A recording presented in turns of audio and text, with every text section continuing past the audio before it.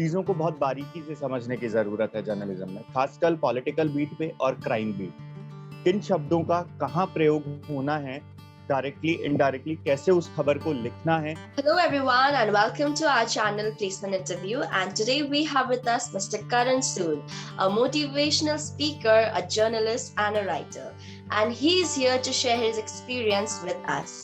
So Mr. Karan, welcome to our channel Placement Interview, and would you tell us something about you and your profession?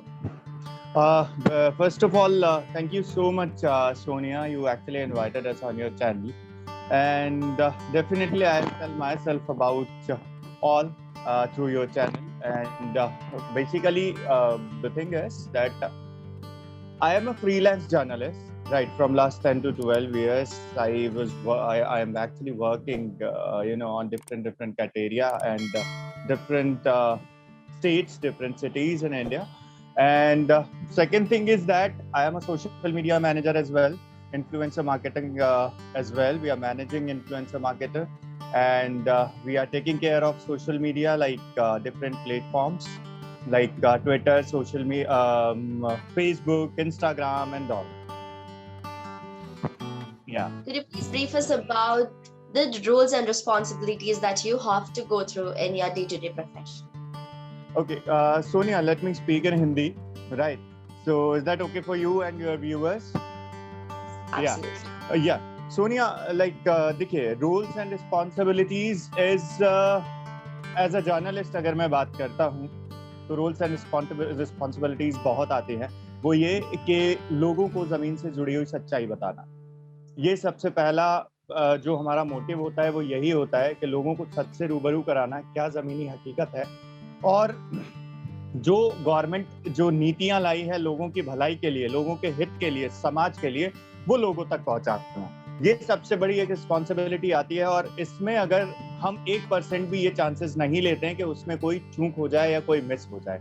अगर मैं बात करूं social media manager की, तो उसके लिए बेसिकली हम डिफरेंट प्लेटफॉर्म्स पे लिसनिंग करते हैं। लिसनिंग हम डिफरेंट प्लेटफॉर्म्स चेक करते हैं अपने क्लाइंट के लिए कि उनकी तरफ से कोई भी उनके लिए कोई नेगेटिव चीजें या कोई पॉजिटिव जो सेंटिमेंट्स हैं वो क्या आ रहे हैं, वो कैसे आते हैं, वो सब चीजें क्लाइंट को दिखाना, वो करना, उनके लिए नेगेटिव जो भी है उसको जो है क्लाइंट के सामने शो करना। तो ये सारी चीजें रोल्स एंड रिस्पॉन्सिबिलिटीज में हमारी आती हैं और ये जुड़ती हैं। So, हम लोग को पता है कि स्किल्स बहुत इंपॉर्टेंट होता है किसी भी सेल करने के लिए।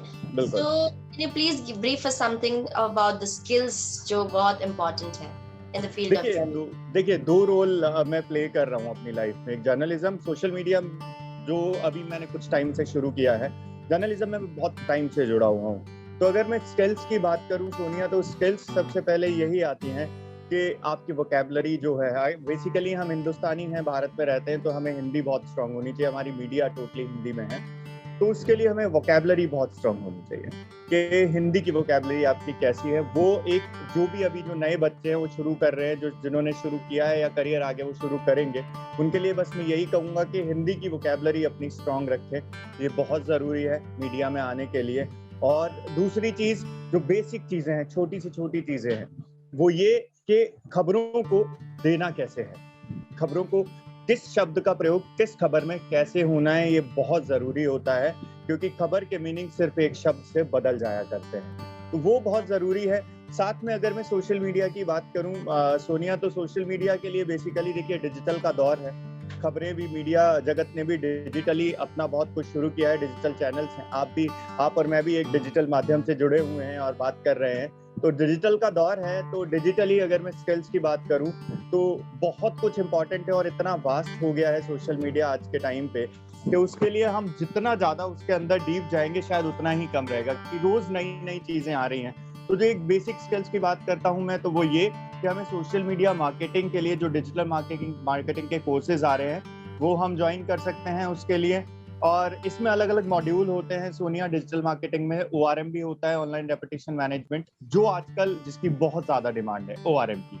सोशल मीडिया मार्केटिंग होता है जिसमें आपको ये बताया जाता है कि अलग अलग सोशल मीडिया प्लेटफॉर्म्स पे आपको ऐड कैसे रन करने हैं, कैसे चीजों को बढ़ाना है, तो ये सारी चीजें होती हैं, वो आप एक कोर्स कहीं से भी आप ज्वाइन कर सकते हैं और इंटर्नशिप प्रोग्राम उसके बाद वो ज्वाइन कर सकते हैं। So वो स्किल्स को आगे बढ़ाने के लिए कोई रिसोर्सेज एंड प्लेटफॉर्म्स जो आप मेंशन करना चाहे जो हमारे व्यूअर्स के लिए यूटिलाइज हो? बिल्कुल बिल्कुल, देखिए फर्स्ट ऑफ ऑल तो मैं ये कहूंगा कोई भी अगर डिजिटल मार्केटिंग आप ज्वाइन करते हैं तो बेसिकली जिस भी आप इंस्टीट्यूट पे जाते हैं या यूनिवर्सिटी में जाते हैं, सबसे पहले उनसे बात यही की जानी चाहिए कि क्या आप हमें प्रोजेक्ट पे काम करने देंगे, क्योंकि देखिए 2 से 3 महीने शुरू के थ्योरेटिकल होते हैं, उसके बाद प्रैक्टिकली हमें चीजें समझ में आती हैं। हमने क्योंकि थ्योरेटिकल चीजें बहुत अलग होती हैं और प्रैक्टिकल जब हम उसका करने जाते हैं तो वो बहुत ज्यादा डिफरेंस हो जाता है उसमें।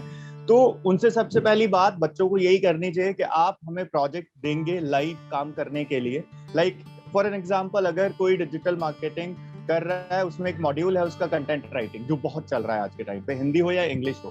पहले क्या होता था कंटेंट राइटिंग में, जब हम राइटिंग किया करते तो सिर्फ एक खबर लिख दी, राइटिंग करके दे दी 300 से 500 वर्ड की। अब क्या है कि पर्टिकुलर वेबसाइट पे एसईओ भी मांगा जाता है कि एसईओ के अकॉर्डिंग आपको राइटिंग करनी है और कितने वर्ड्स आपको कहाँ लिखने हैं, फर्स्ट पैरा में, सेकंड पैरा में कितने वर्ड, टाइटल में कितना वर्ड, तो वो सारी चीजें।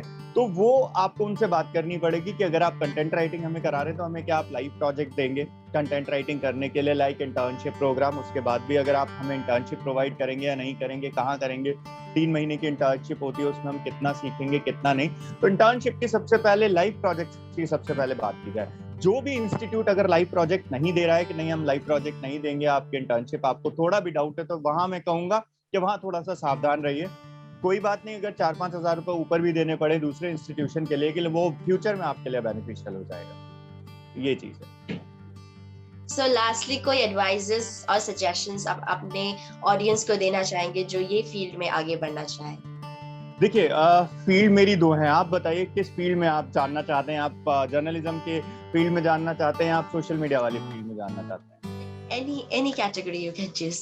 चलिए देखिए, मैं दोनों का ही बता देता हूँ। देखिए पत्रकारिता में आने के लिए आज के समय में बहुत बच्चे हैं, मेरे साथ भी बहुत लोग जुड़े हुए हैं। इवन मैं आपको बता दूं, मेरे पास ग्रुप्स भी हैं जिनको मैं रन करता हूँ जॉब्स के लिए, इंटर्नशिप के लिए, जो बच्चे पत्रकारिता से जुड़े हुए हैं। फर्स्ट ऑफ ऑल, जैसा मैंने पहले बताया कि वोकैबुलरी बहुत अच्छी रखें, चीज़ों को बहुत बारीकी से समझने की ज़रूरत है जर्नलिज्म में, खासकर पॉलिटिकल बीट पे और crime beat.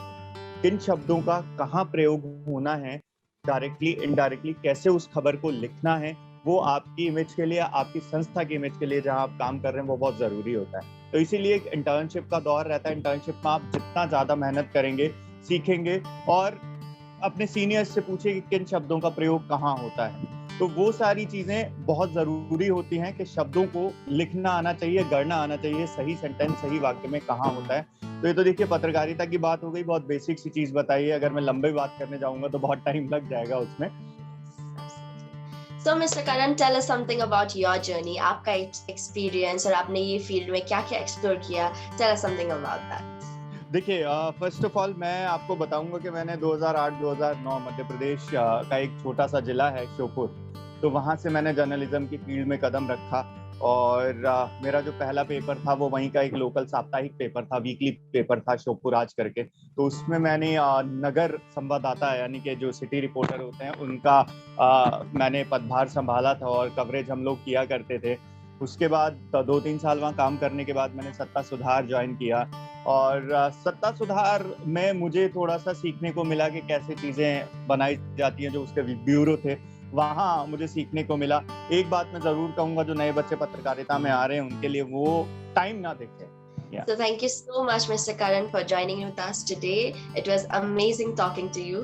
And of course, the viewers, please do let us know in the comment section below. And you can also connect to Mr. Karan Sood. His links will be in the description box below. Yeah, and thank you very much. Thank you very much, Sonia. It's nice talking to you guys. Thank you very much.